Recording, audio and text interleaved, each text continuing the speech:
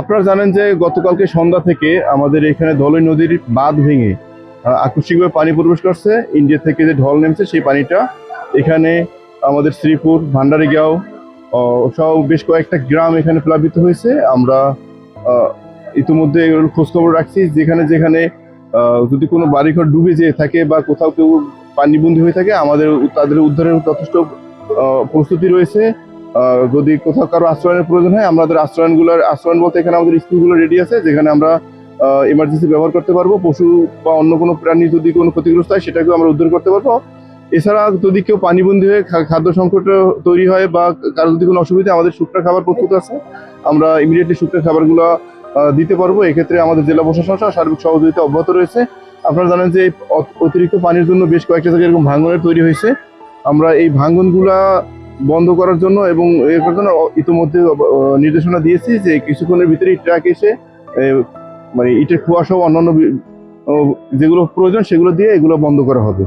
আমাদের উপজেলা প্রশাসন সহ সবার যাবতীয় প্রস্তুতি রয়েছে। ইনশাল্লাহ আমরা একটা ভালো ফলাফল পাবো আশা করি। তবে এই মুহূর্তে পানি না কমা পর্যন্ত আমাদের ধলই বাঁধ পুনর্নির্মাণের কাজ আমরা শুরু করতে পারবো না। পানিটা কমে গেলে পরে আমরা এই কাজ শুরু করবো।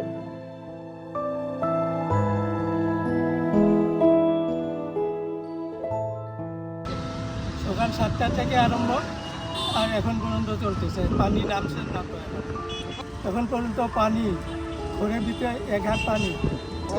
রাস্তাঘাট জিনিসপত্র আর গাছপালা সব নষ্ট হয়ে গেছে কি আমরা ঘরে 1 হাত পানি 1 হাত পানি ঢুকছে আর উঠান তো কোমর পর্যন্ত।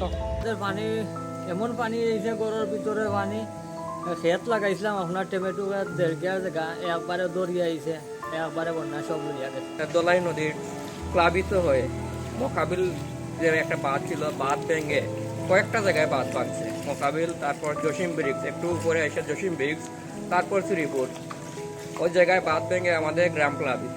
বানটা এদিকে পানি উপর দিকে যাইতে যাইতে যাইতে যাইতে বানটা আপনি ভাঙিয়া গেছে গিয়ে এই যে কত মানুষের টমেটো ক্ষেত, ধান ক্ষেত, কত কিছু ক্ষেত করতে মানুষের ক্ষেত বেদ সম্পূর্ণ লইয়া গেছে। মানুষ চলতো কিভাবে এখন? তাকে যদি এই বানটা দিতে দিত এখন আর এই কৃষকের এই অবস্থাটা এখন আর দেখা লাগলো না। আমাদের অবস্থা খুবই নাজেহাল। এমন অবস্থায় আমরা কর্তৃপক্ষের সুদৃষ্টি কামনা করি যাতে আমাদেরকে একটু সহযোগিতা করেন।